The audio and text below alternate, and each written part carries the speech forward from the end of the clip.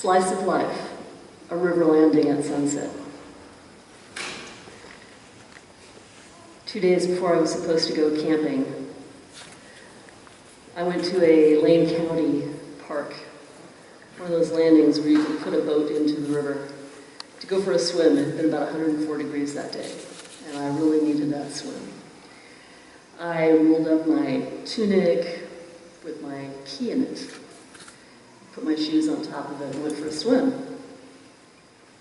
And when I came back, something didn't look quite right.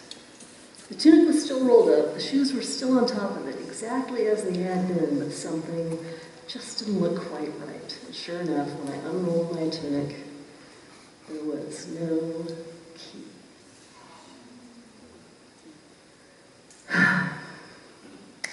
So I wondered, when I walked out to the road, if I was going to find that my van was also not there.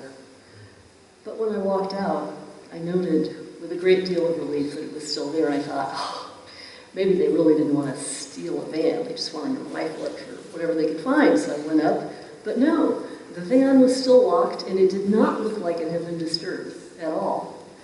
But what I had noticed on my way out of the parking lot was two 20-something guys in a beat-up old white pickup staring at me, like really checking me out.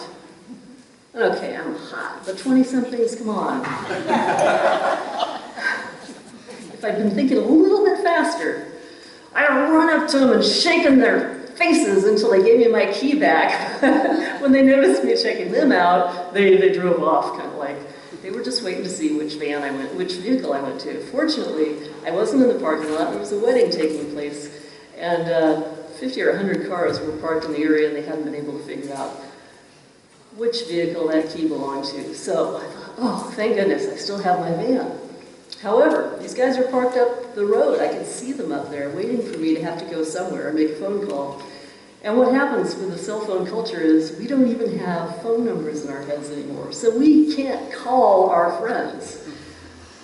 So I saw a guy over there. I'd seen him earlier. He was obviously from the wedding, and he was obviously not having a good day.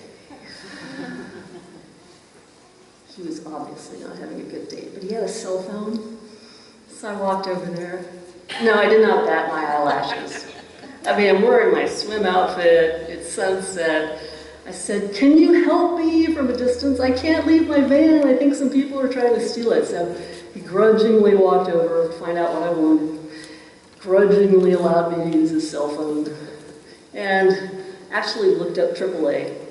I called AAA. I'm in the middle of my call. I was like, I just called a cab. So I'm in the middle of my call with AAA, and I can tell this guy was like not a jerk enough not to let me use his cell phone in an emergency. But as soon as that cab arrived, he was like, I'm out of here. So I'm talking to, and I'm like, it's dead end road. It's the only thing, it's slanting. The guy's cab is here. I gotta go. Woo! Gets in the cab and he leaves. So I'm sitting there. It's dark now. I'm still sitting here in my wet swimsuit at the end of a dead end road. Some people walk by. They had noticed me earlier, and they said, "What are you doing?" And I said, "Yeah, my key was stolen."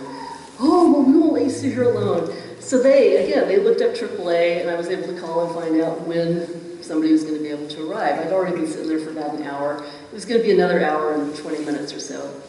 And I finally convinced them that they really didn't need to stay. So I just sat there. I sat there by the side of the road. There were some really big rocks that property owners had put up so that people wouldn't take their fence down going around the curve. I just sat there and I thought, how fortunate I am to have a vehicle to be stolen. How fortunate I am to have a AAA card and to have kindly strangers, and even those who aren't so kindly but are still willing to help. I looked up at the stars.